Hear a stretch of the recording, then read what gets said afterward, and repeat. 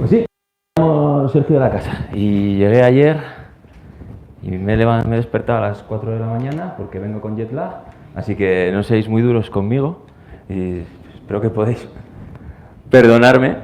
Y además, como decía Francis, bueno, dirijo un estudio que tiene una personalidad un poco convencional, casi como la mía. Entonces suelo hablar de cosas que son muy marcianas, que en principio no tienen nada que ver con UX, pero que luego sí, o a veces no, o ya me lo diréis vosotros. Entonces, hoy quería hablar de... Bueno, el título de la ponencia era Conjurando UX, ¿no? Quería hablar un poco del contrato con el usuario, que es algo de lo que ya empezaba a hablar César antes, pero antes de empezar, de donde yo vengo, hace unos años, bastantes, había una serie de letreros en los bares que decían estas cosas. Decían, prohibido hablar de religión, política y escupir en el suelo. Es una cuestión pura y dura de urbanidad, pero a pesar de que no escupir en el suelo, quizá hable de alguna de estas cosas hoy. Que nadie se ofenda, es un vehículo para que lleguemos a algún lugar o no lleguemos, o fallemos en el camino. Pero desde luego el ánimo es puramente que esté al servicio del storytelling. Muy bien, entonces, ¿de dónde vengo yo?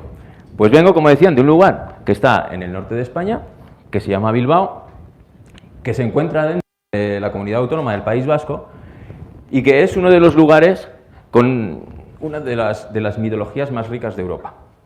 ¿Vale? Esta mitología se sustenta en una creencia firme, que es que si tiene nombre, existe. Esto se comparte con algunas culturas, como la hebrea y demás. Entonces, parece que algo hasta que no lo nombras, no tiene lugar.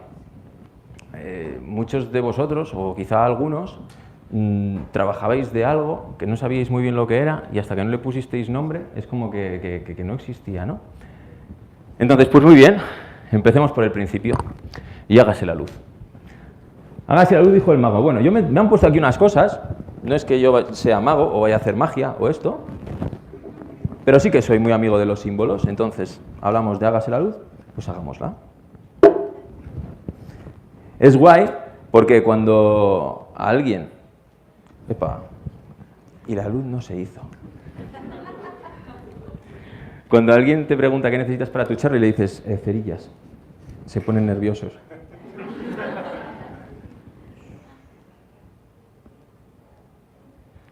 Si ahora no ardiera, ya sería...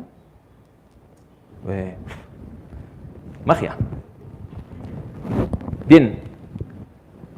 Pues esto que parece una tontería, si lo hiciésemos hace, vamos a poner, 8.000 años, quizá no era tanta tontería. Y es que al principio, imaginaos, en los albores de la humanidad, ¿no? Todo era miedo, todo era incertidumbre. Vivíamos en un lugar hostil, en el que ocurrían cosas que no éramos capaces de explicar, muchas de ellas con resultados peligrosos, y ahí es donde arraigan el más profundo de los miedos. El más profundo de los miedos, esta es una frase que me gusta mucho, de un escritor que seguramente conoceréis, que es H.P. Lovecraft. Dice que la emoción más fuerte y más antigua de la humanidad es el miedo, y el más fuerte y antiguo de esos miedos es el miedo a lo desconocido. En realidad, imaginaos en vuestro día a día, cuando hacéis un proyecto, quizás sí temáis una mala satisfacción de vuestros usuarios, pero lo peor de todo es que te ignoren, es que seas transparente, es que digas, ni siquiera llego a tener esos datos porque no existo, porque no tengo nombre. Entonces, en este contexto, imaginaos, en el neolítico aparecen los magos. ¿Por qué? Porque era gente que era capaz de descodificar la realidad en la que vivían. Es decir, encontraban pequeñas respuestas a pequeñas cosas que ocurrían y podían operar pequeños cambios y ayudar a entender ese entorno en el que vivían. De este modo, pues bueno, en una medida muy pequeña podían controlarlo. Fantástico. En el siglo V a.C., este señor, que se llama Heródoto, que es un historiador y geógrafo romano, decía sobre los magos. Decía, no poseen imágenes ni dioses, ni templos, ni altares, y además consideran su uso un signo de insensatez. Decían, tienen su conocimiento del medio. Es más, añadía, sin embargo, ascienden hasta la cima de las montañas más altas para poder ofrecer sacrificios al cielo. Saben hacer cosas que luego tienen un resultado en nuestra realidad. Muy bien. Esto, que a priori parece que no tiene mucho que ver con lo nuestro, bueno, quizás sí que lo sea. Digamos que la magia era la ciencia del todo, en un contexto en el que no había otro medio para interpretar la realidad. Quien mandaba, quien cortaba el bacalao, quien era el más listo de la clase eran los magos. Y además, si retrocedemos a las primeras menciones escritas de la magia, se refieren a ellas como el arte con mayúscula. ¿Cuántos de vosotros habéis discutido sobre si el diseño es o no arte? Podéis levantar la mano con libertad. Vale. Y hay unos cuantos que os habéis callado. Y resulta que el arte, en su definición más primigenia, el arte con mayúsculas, es lo siguiente. Es la ciencia de manipular símbolos para lograr cambios de conciencia. Una de las personas de referencia en la magia, el padre de la magia egipcia, que es este señor, que en realidad no es un señor, es un Trismegisto, que es una especie de humanización de un dios. Trismegisto significa en griego 3 veces genial. Decía una cosa que es como es arriba es abajo, intentando establecer un paralelismo entre lo que ocurría en el cielo y lo que ocurría en la tierra. Muy bien, pues permitidme un pequeño juego. Hablemos de magia y coloquemos abajo el mundo del diseño. Por definición decíamos que la magia es la ciencia de manipular símbolos para lograr cambios de conciencia. El diseño, por definición, viene de designio, que significa lo por venir, y se define en su esencia como la representación gráfica del futuro. Es decir, dibujamos lo que va a venir. Y arriba tenemos a la magia, que es la ciencia de manipular esos símbolos para lograr unos cambios que llegarán a futuro. Dice Alan Moore, que es un guionista de cómics y además es novelista y además es mago, que el acto definitivo de la magia consiste en crear de la nada. Y la verdad es que yo esto es algo que le repito a mis clientes muchas veces. De hecho, en las primeras conversaciones normalmente arrancamos por aquí. La gente viene y te dice, yo quiero una web, quiero una aplicación para móvil, quiero lo más marciano que os quieran pedir. Y en realidad no es eso. En realidad lo que quieren es llegar a un lugar al que no han llegado todavía. Y te están verbalizando el medio.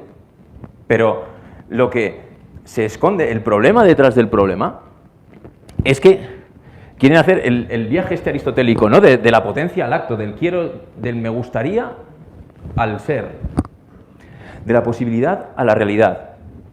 Y en el fondo, en el otro lado de la ecuación, todo diseñador lo que quiere es cambiar el mundo. Quizá no todo el mundo, pero sí nuestro trocito de mundo. Mi trocito de mundo que aplica a la conversión en este site. Mi trocito de mundo que aplica a la facilidad de uso de esta herramienta en este contexto concreto. Queremos entenderlo, queremos manipular sus símbolos y queremos producir esos cambios de conciencia. Esto que hablaba Julia hace un momento, ¿no? La cima de la pirámide. Muy bien, resulta que magia, alquimia y poesía, por ejemplo, por poner un ejemplo, ya que estábamos hablando de arte, comparten muchas cosas. Fijaos, poesía viene de la raíz poiesis, que es el hecho de crear o fabricar algo nuevo. Si parece que estamos constantemente hablando de lo mismo. Y es que la magia, y si queréis podemos ir haciendo ya el paralelismo con el diseño, es en cierto modo una ciencia del lenguaje. ¿Por qué? Fijaos, un sigilo, el botón el del láser. Un sigilo es imaginaos una herramienta de un mago, ¿no? Y su primer paso es resumir el deseo del propio mago en la frase más corta posible. ¿Cómo empiezan vuestros proyectos? ¿Cómo verbalizáis un objetivo? ¿Cómo lo lleváis a la mínima expresión? Luego el devenir de esto es diferente, ¿no? Porque hay que quitar las letras que se repiten, hay que hacer un símbolo, hay que interiorizarlo y en teoría si te lo crees mucho, pues eso funcionará. Pero claro, cuando hablamos de que es una ciencia del lenguaje, ¿qué ocurre cuando decimos estas cosas? Ahora están muy de moda los asistentes conversacionales. Nosotros trabajamos en asistentes conversacionales allá por 2011. Y resulta que es que lo que estamos, en cierta medida, es verbalizando un conjuro. Es verdad, yo cojo y le digo, oye, Trasto, quiero que me hagas un café. Y el café se hace. Oye, quiero que me enciendas la vela. Y dices, es como un instrumento para la magia. Que sí, que si esa magia crecía de la incertidumbre, ahora la hemos sustituido con tecnología, a pesar de que todavía nos quedan muchas incertidumbres aparte. Pero bueno, el funcionamiento es cuasi mágico. Vale. Concebimos este lenguaje para comunicarnos, para hablar. ¿Pero hablar con quién? ¿Para hablar con Alexa? Para hablar lo que en su momento considerábamos deidades. Una deidad era alguien que era el causante de una situación. Y el mago era el interlocutor. Y las deidades resulta que eran tan poderosas como se creyera en ellas. Es decir, lo decía Julia hace un momento también, si tú no difundes, no existes. Si nadie cree en esta deidad, si tú haces el mejor asistente del mundo, el mejor Trasto, si yo le hablo a esta vela que se ha apagado, la tendré que encender luego. Si le hablo a esta vela y hace algo y resulta que es que cuesta un precio ridículo y no lo sabe nadie, como deidad no vale nada, ni como producto. Y lo que ocurre es que crear al final no es muy distinto de creer. No podemos crear cosas en las que no creamos. Muy bien, llegados a este punto, tenemos deidades, tenemos magos y tenemos un montón de gente que tiene problemas que resolver. Y no hay móviles. Y para hablar con esas deidades lo que hacemos es construir templos. Bien, y esto empieza una sucesión de divertidos acontecimientos o catastróficas desdichas según en qué momento se miren. Resulta que creamos deidades, creamos templos, para operar esos templos hacen falta sacerdotes, esos sacerdotes al final construyen una religión, esa religión deriva en un dogma, el dogma en doctrina, la doctrina en liturgia, la liturgia en reliquia y sigamos con el juego. Vamos a equipararlo al mundo del diseño. Tenemos deidades que llamamos, por ejemplo, metodologías, cada una con su templo. Un templo construido sobre el anterior. Teníamos, imaginaos, templos paganos sobre los templos paganos, construyeron, imaginaos, los druidas sobre los druidas, los visigodos sobre los visigodos, llegaron luego la religión católica, bueno, y casi todos los templos están construidos sobre las ruinas de templos anteriores. Y resulta que es que lo extrapolamos. Y arrancábamos con CMMI, luego llegó el diseño central en el usuario, luego las metodologías ágiles, luego el Lean, y resulta que todas venían a salvarnos. No hay ninguna que haya venido y haya dicho, bueno, yo soy la mala, yo soy la intermedia, a mí no me hagas caso, pasa a la siguiente. No, todos los templos que construimos vienen a salvarnos. Y nosotros, como creyentes, pues bueno, lo que hacemos es reconocer sacerdotes. Se ordenan, se homologan, tienen un carné de sacerdotes, tienen línea directa con la deidad. Son emisarios directos de la salvación. Y los llamamos Scrum Masters o Product Owner o lo que toque. Porque en realidad, si tiras un poco para atrás, esas etiquetas van cambiando. Son portadores del saber de la deidad correspondiente. Muy bien. Y entonces llega un momento en el que juntamos todo eso y le ponemos un nombre. Lo llamamos UX, o CX, o Strategic Design, o lo que toque, Design Thinking, Visual Thinking, la casulla que lleve el sacerdote. Fantástico. Y aquí resulta que cuando llega el dogma es cuando trazamos una línea. Y esto es muy peligroso a mi modo de ver. Y es que el peligro de una línea está en que establece dos lados. Te parte por dos el mundo. Yo tiro una línea aquí y divide en dos el mundo. Y esto nos lleva a gritar hereje. El que no esté en mi lado, hereje.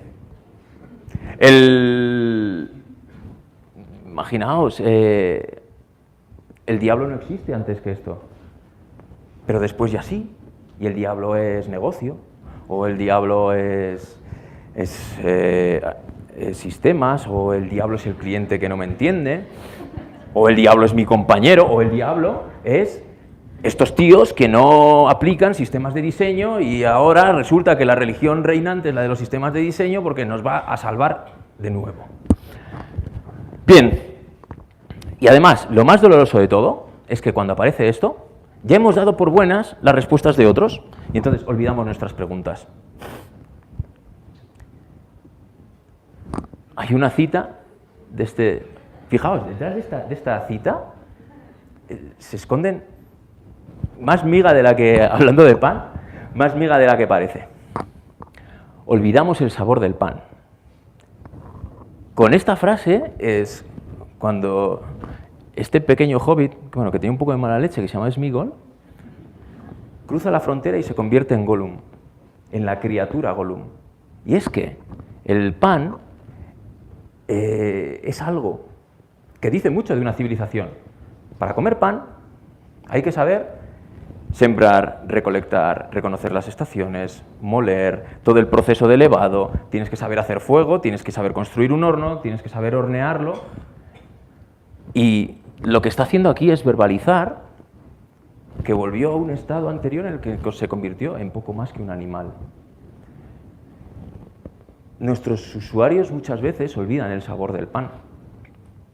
Pagar un precio tan alto que al final no recuerdan por qué han venido. Imaginaos, lo comentaba hace un momento, uno de los proyectos que hicimos el año pasado consistía en rediseñar el proceso interno de una cadena de ópticas y soluciones de audición.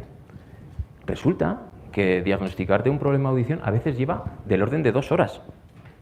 Y al final de esas 2 horas es cuando te dicen, cuesta tu sueldo de 4 meses íntegro como mínimo resolver este problema.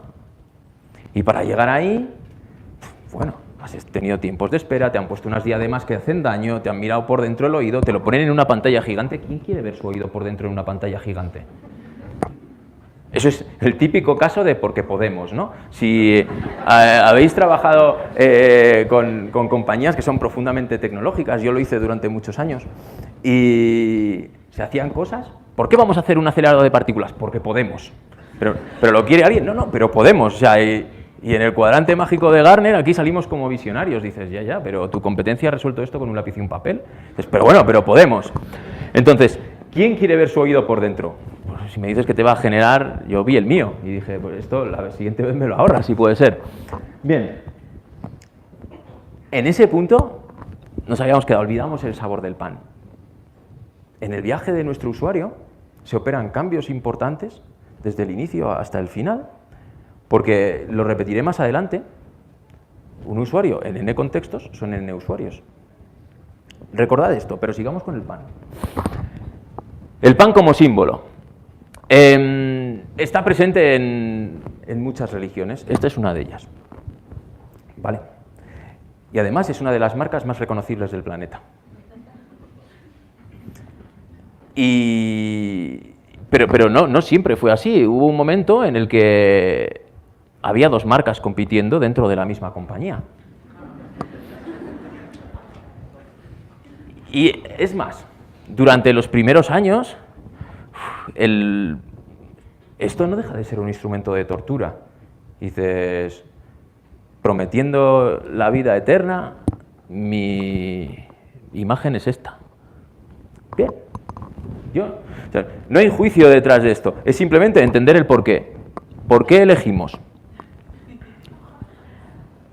sacar a primer nivel la deuda por encima del milagro? Fijaos, el milagro, la magia, el decir, tú dame un pez, que yo te doy peces como si no hubiera un mañana. Y sin embargo funciona mejor la deuda. Claro, volviendo al concepto de contrato con el usuario, si lo ponemos en una balanza, ¿cuál es el contrato más restrictivo de todos? ¿Quién puede igualar lo que yo tengo que aportarte para compensar que hayas cogido lo que más quieres del mundo? Imagínate, Dios, tu hijo, le has hecho todas las puñetas posibles, hasta el extremo, me dices que es por mí y luego me pides. Claro, me puedes pedir sin límite. Y funciona. Y además, funciona mejor que decir que vas a hacer magia y me vas a dar comida hasta que me harte. Bueno, es una interpretación. También, al final, estos dos símbolos representan, por un lado, la iglesia de Pedro y la iglesia de Pablo. Pedro era apóstol, Pablo era recaudador de impuestos. Sí, Pablo, bueno, Saulo de Tarso era un publicano que era recaudador de impuestos, era romano y bueno, se cae del burro y se queda ciego y Dios le habla y entonces cambia de nombre y se convierte en una de las figuras importantes de la iglesia. De hecho, hay quien comenta que gran parte del éxito que tuvo después viene de las ideas de Pablo, que era recaudador de impuestos. Muy bien, no pescador. Pero sobre todo los dos eran sacerdotes y los dos son personas. Y es que cuando pasamos del dogma y establecemos la doctrina es acordada por personas. Los evangelios que a día de hoy consideramos canónicos son fruto de una reunión. Imaginaos que se reúne el consejo y dice, de todo este arco iris que tenemos aquí de evangelios, y tenemos 50, vamos a elegir los 4 buenos. Y además estos 4, que además se parecen, porque hay 3 que parecen venir de un documento anterior. Muy bien. Esas personas igual conocen los porqués, el porqué de su toma de decisión, y por eso establecen rituales, establecen liturgias. A mí me resulta especialmente, no sé cómo decirlo, curioso que en una metodología como Scrum se hable de liturgias. ¿Y qué pasa con estas liturgias? Pues que esas liturgias sin porqués, al final, son castillos de post-it mojados. Es decir, que nos juntamos, no recordamos por qué hacemos las cosas, los pegamos en las paredes, y además aquí había puesto una frase preciosa. Castillos de post-it mojados sobre becerros de plastilina de colores. ¿Qué quiere decir esto? Que convertimos cosas como un wireframe, que es una herramienta de toma de decisión, una herramienta de gestión del riesgo, en un hito de facturación. Es el tótem que hay que entregar para que te den el dinero. Y ahí es cuando nos damos cuenta que vivimos a veces en un proceso de diseño centrado en el diseñador, de sacerdocio centrado en el sacerdote. Es decir, hemos olvidado el sabor del pan. No entendemos por qué estamos aquí. ¿Estamos aquí porque hay que hacer wireframes? ¿O no? ¿Por qué los hacemos? ¿Por qué son necesarios? ¿Siempre son necesarios? ¿Cuántos son necesarios? A mí hay veces en proyectos que dicen, bueno, pero ¿cuántos wireframes nos vais a hacer? ¿Cuántas pantallas? ¿Me estás pidiendo que te cuente con cuántas pantallas voy a resolver un problema que todavía no me has contado? O sea, es como, recordad al principio, el mago intenta verbalizar de la forma más escueta posible su objetivo. Dices, oye, ¿cuántas pantallas me vas a entregar con esto? ¿Con qué? ¿Con esto? Pero si no me lo has contado. Bueno, pero dime cuántas pantallas. Es como el eterno debate de, oye, hay que cerrar un alcance, sí, pero no quiero estar constreñido a él. Bueno, pero dame unas fechas, pero no tengo alcance. Pero es que no quiero... Es exactamente lo mismo. Y resulta que si antes hablábamos de Lovecraft, hay alguien que es muy fan de Lovecraft, que es Guillermo del Toro. En una de sus películas, Pacific Rim, bueno, aquí creo que se llama Titanes del Pacífico. Cuando arrancan, dicen, para luchar contra los monstruos creamos nuestros propios monstruos. Y es verdad que resulta que vivíamos en nuestra especie de oscuridad, de incertidumbre, y entonces sí, bueno, encontramos nuestras soluciones, vinieron los magos y luego eso se fue haciendo gordo, y vino una metodología y luego otra, y cuando esto es gigante, resulta que para acabar con un monstruo gigante, pues hacemos un robot gigante y así, si uno pisa un edificio, entre dos, pues pisan dos. Entonces, muy bien. Y es cuando le ponemos etiqueta a la luz, cuando trazamos esa línea de la que hablábamos. Voy a volver a encender esto. Que hay cerillas de sobra.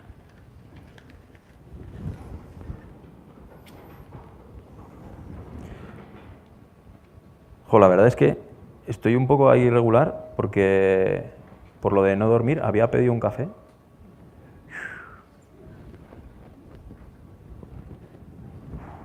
Bueno, tenemos una vela que no arde. ¿Eso qué quiere decir? Pues que igual hoy nos salimos ardiendo. Vale. Eso es un insight. ¿Qué es lo que pasa cuando encendemos la luz y le ponemos una etiqueta? Pues que también damos paso a la oscuridad, porque todo lo que queda fuera de esa etiqueta queda fuera del círculo de la luz que hemos encendido. Y nos olvidamos de entender el mundo. Y entonces los magos se ocultan, pum, pum, pum, pum, pum, dan un paso atrás. ¿Por qué? Joder, porque no tienen más respuesta que la búsqueda de esas respuestas. Y además tienen que pelear contra la certeza del dogma, contra el yo te resuelvo tu problema en 50 pantallas. Dices, y funciona, siempre y cuando quites de la ecuación el yo te resuelvo tu problema. Y lo dejes solo en 50 pantallas, a tanto la pantalla. Muy bien. Entonces, en este punto que dan un paso atrás, lo comienzan a llamar ocultismo, ¿no? Cornelius Agripa empieza a hablar de la filosofía oculta. Y dice una cosa, dice que este tipo de rémora de la magia se convierte en una filosofía de cristianos decepcionados por la incompatibilidad entre las creencias paganas y el cristianismo. Que nace así, pero que luego resulta que pivota y se convierte en una religión de ateos que no pueden resignarse a la desoladora aridez de un materialismo sin mitos. Y yo leía esto, y no sé si a vosotros os resulta familiar, pero permitidme reformularlo. Veníamos decepcionados por la incompatibilidad de un concepto del diseño que era solo estética, y resulta que nos hemos convertido en una religión de gente llamada UX que no pueden resignarse a la desoladora aridez de un diseño sin alma. Es decir, hemos cogido y hemos dicho, chicos, el diseño no es solo estética. ¿Qué hacemos? Hay que apoyarse en datos, en investigación, hay que hacer wireframes y al final llegamos y decimos, ¿qué tenemos? Bueno, tenemos unos datos, tenemos unas metodologías, tenemos esto, pero no hemos entendido o nos hemos olvidado del porqué primigenio, de decir, necesito todo eso para entender y para poder operar cambios en mi realidad, para poder operar cambios en el alma de las personas. Pero bueno, esto parece muy nihilista, pero no está todo perdido. Permitidme, por favor, que hablemos un poco de alquimia, ¿vale? Como un momento de la vida, de la magia. ¿Y por qué? Porque falló. O sea, ¿vosotros qué es lo primero que os ha venido a la mente cuando hablamos de alquimia? Lo que suele decir casi todo el mundo es convertir el plomo en oro. La alquimia falló estrepitosamente. No han encontrado la piedra filosofal ni han convertido el plomo en oro. Pero sí que, sin embargo, ha habido muchas cosas que han nacido del proceso alquímico. El coger y el cómo trabajar el vidrio, cómo dorar la plata, el latón, los aceites esenciales, todas esas cosas vienen de momentos fallidos en la vida de la alquimia. Y aquí, si antes decíamos que crear es muy similar, que es necesario para creer, pues permitidme que me ponga un poco creativo. Y lo mismo que los hebreos tienen el tetragrammatón para hablar del nombre de su Dios, es decir, los hebreos dicen, el nombre del Dios es tan poderoso como su propio Dios. Hablemos del hexagrammatón, o cómo conjurar el contrato con el usuario. ¿Por qué hexagrammatón? Porque es un hexágono. Antes César ha pintado un montón de hexágonos. Digo, bueno, bien. Pintemos nosotros el nuestro, cojamos una tiza, lo dibujamos en el suelo, bla, bla, bla, hacemos aquí nuestra magia, ¡pum! Y aparece un hexágono. Muy bien. Paso número 1, tenemos un hexágono. Paso número 2, vamos a intentar pintar alrededor los grandes anhelos de las personas. Vale, ¿cuáles son los grandes anhelos de las personas a lo largo de la historia? Antes habíamos hablado de convertir el plomo en oro, ¿no? El oro, muy bien. ¿Qué otra cosa solemos anhelar? El tiempo. Con el tiempo, el saber. ¿Por qué no? También el vigor físico, ¿no? Esto tiene mucho que ver también con los tópicos en la literatura. La fuerza. la inmutabilidad, el sentirnos cómodos en nuestro sitio, que las cosas no cambien. Hay una maldición china que dice, ojalá vivas tiempos interesantes. Y a veces es verdad. Dices, llevo una vida loca. Y, uf. O el amor. Fijaos, o sea, esto que dices, aquí te has puesto un poco regular, así como para adentro. No, hay toda la dimensión social que se esconde detrás del sentirnos queridos. ¿Por qué la gente quiere likes en Instagram? ¿Por qué necesitamos reputación? Es un activo valorizable. Pensad en todo esto como activos valorizables, que es muy poderoso en el alma de las personas. Entonces, recordad el concepto de activo valorizable, porque yo hay una pregunta que suelo lanzar y es, ¿cuál es la diferencia entre experiencia de usuario y experiencia de cliente? Según yo lo veo, es la transacción. Claro, que tendemos a pensar en esa transacción en conceptos monetarios, y de hecho hablamos de cómo monetizar pues una iniciativa. Entonces, si damos un pasito atrás y en lugar de hablar de eso, hablamos de cómo obtener retorno, no cómo obtener dinero, sino cómo obtener retorno. Y cómo obtener retorno en base a, imaginaos, esta serie de activos valorizables. El oro, el tiempo, el conocimiento, la fuerza, la inmutabilidad y el amor. Entonces, muy bien, veremos que cada persona, en un determinado momento, es rica o pobre en alguno de estos aspectos. Y este es nuestro mapa. Hoy, ahora mismo, Sergio de la Casa tiene cierta cantidad de oro, cierta cantidad de tiempo, cierta cantidad de conocimiento, de fuerza, es especialmente afín a un universo inmutable y tiene cierta cantidad de amor. Y esto, o sea, conociendo esto, sabemos con qué un usuario nos puede pagar. Un usuario, en un momento concreto, nos puede pagar con alguna de estas cosas, con cierta cantidad. No nos puede pagar con algo que no tenga. Y necesitamos conocer esto. Siguiente vuelta de tuerca. Ahora nos quedan por dibujar las líneas con las que nuestra propuesta de valor alcanzará el equilibrio en el contrato. Es decir, como yo, que quiero conseguir una transacción tuya, entiendo o empiezo a fabricar algo por lo que tú pagarías. Dices, muy bien, ya sé con qué me puedes pagar. Ahora, ¿qué es lo que necesitas? Dices, bueno, pues como andabas un poco justo de dinero, yo que soy rico en dinero, pero soy pobre, imagínate, en reputación o en tiempo, puedo establecer un contrato a través del cual yo te cambie dinero por reputación o dinero por tiempo. Y aquí resulta que es que las distancias largas de este mapa, acordaos que decía César al principio que había que mapear las cosas para entenderlas. Las distancias largas aquí nos dicen tanto cuál debiera ser nuestra propuesta de valor, o qué propuesta de valor tendría sentido y con qué nos pueden pagar.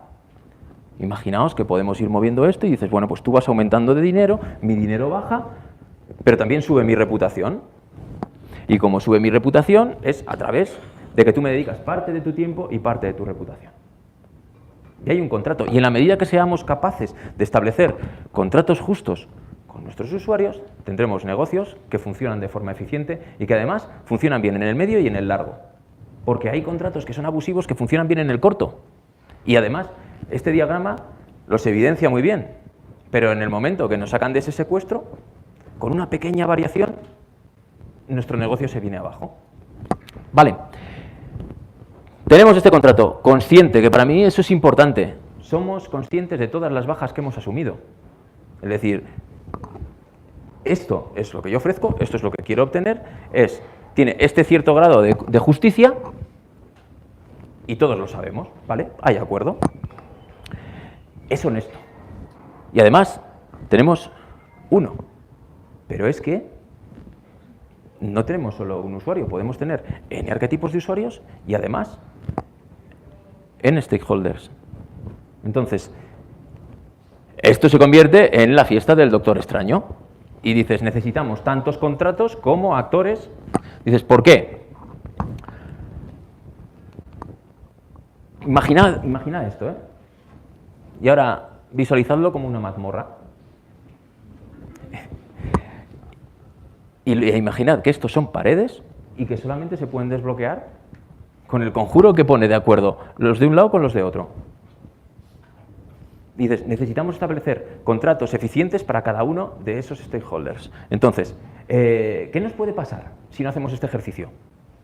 Imaginaos un caso, una aplicación de taxis en España que se llama MyTaxi, que pongámonos que es capaz de llenarte el taxi el 90% de tu tiempo. Y dices, en el momento que el 90% de tu tráfico, estamos hablando del mundo físico, pero el 90% de tu tráfico viene a través de ellos, ¿quién es el dueño de tu negocio? Tú puedes seguir viviendo en la ignorancia de que eres el dueño, pero has establecido, has establecido un contrato aquí del que no te has preocupado y has permitido que el canal sea dueño de tu negocio. Y eso luego es muy difícil de revertir. Sin embargo, si te has ido preocupando de cada uno de estos puntos, aunque parezca complicado, es vital, por lo menos, para entender las condiciones que se dan en tu universo y poder operar en esos cambios de consciencia. Muy bien, fácil, ¿no? Hasta aquí bien. Está tirado. Luego en la práctica diría, ¿es más fácil? No, no lo es. Pero creo que sí es necesario. Añadamos una variable más, y es que una persona en diferentes momentos son dos personas diferentes. Añadamos el momento a esta ecuación, como el tiempo y el propio contexto, lo que decía Julia, condicionan este contrato. ¿Cuándo el Fausto de Goethe firma el contrato? Cuando es viejo, no lo firma cuando es joven, lo firma cuando ya no le da para más. Entonces, ¿qué ocurre aquí? Permitidme un símil.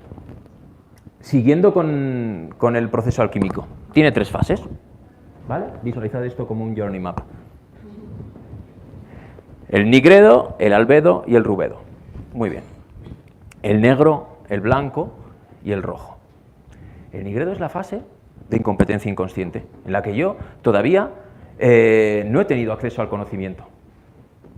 Y bueno, puedo vivir razonablemente feliz sin saber lo que ocurre en mi ecosistema. Es en ese punto en el que podemos tomar conciencia, esa primera microtransacción.